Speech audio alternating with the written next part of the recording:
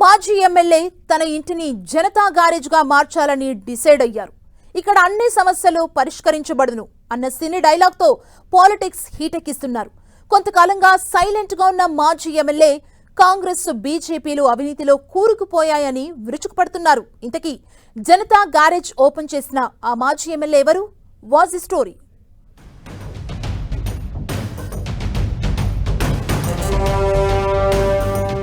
నిజామాబాద్ జిల్లా ఆర్మూరు నియోజకవర్గంలో రాజకీయాలు వేడెక్కాయి. గత 2 ఏళ్లుగా సైలెంట్ గా ఉన్న మాజీ MLA Jeevan Reddy hot comments తో పాలిటిక్స్ హీటెక్కిస్తున్నారు. ఆర్మూరులో అవినీతి పేరుకుపోయిందంటూ కాంగ్రెస్ బీజేపీ నేతలను టార్గెట్ చేస్తున్నారు. ప్రజా సమస్యలను పరిష్కరించడంలో పాలకులు విఫలమయ్యారని ఆరోపించారు.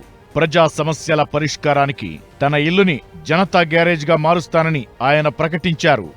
ఆర్మూరు నియోజకవర్గ ప్రజలకు ఏ సమస్య వచ్చినా జనతా గ్యారేజ్ కి వచ్చి చెబితే వెంటనే పరిష్కరిస్తానని చెబుతున్నారు.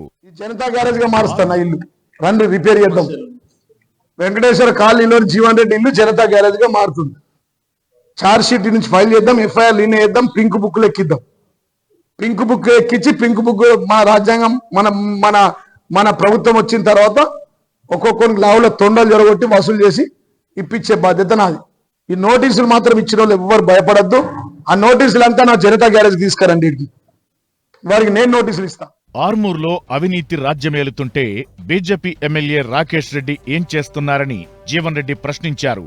ప్రజలకు సేవ చేయడం బీజేపీతోనే సాధ్యమని చెప్పిన నేతలు అవినీతిపై నోరు మెదపడం లేదని విమర్శించారు.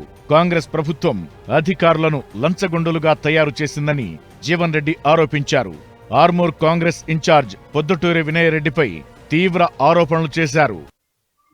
అంటే పైసా వసూలు రెడ్డి అని ఆ బీజేపీ వాళ్ళు వీళ్ళు సోషల్ మీడియా లేచారు. అప్పుడు ఏమనలే, నేను 2 ఏళ్ళకి ఎప్పుడు మాట్లాడలే.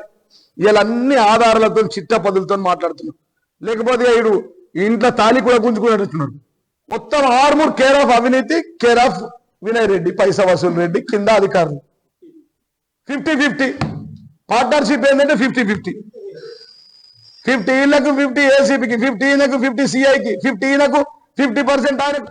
గత అసెంబ్లీ ఎన్నికల్లో త్రిముఖ పోటీలో ఊహించని రీతిలో బీజేపీ అభ్యర్థి పైడి రాకేష్ రెడ్డి విజయం సాధించారు.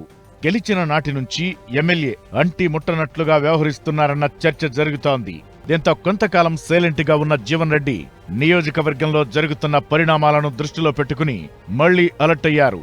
పవర్లో లేని జీవన్ రెడ్డి జనతా గ్యారేజ్ లో సమస్యలు ఎలా పరిష్కరిస్తారన్నది ఆసక్తిగా మారింది.